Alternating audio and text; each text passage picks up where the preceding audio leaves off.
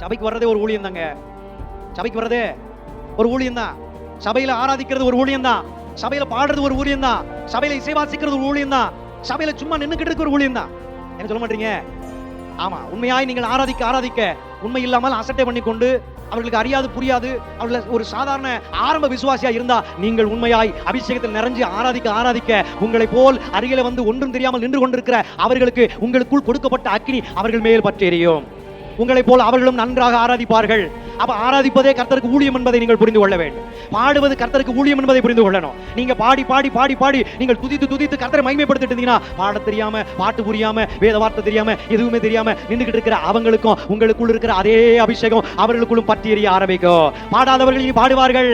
என்ன சொல்ல மாட்டீங்க? பாடாதவர்கள் இனி பாடுவார்கள், ஆராதிக்கிறவர்கள் ஆராதிப்பார்கள், ஜெபிக்காதவர்கள் ஜெபிப்பார்கள், ஊழியம் செய்யாதவர்களும் ஊழியம் செய்வார்கள். தீர்மானம் எடுப்பீங்களா? இனிமே கர்த்தருக்கு ஊழியம் செய்கிறோம் சொல்லுங்க. கரங்களை உயர்த்தி ஒரு நிலையில சொல்லுங்க.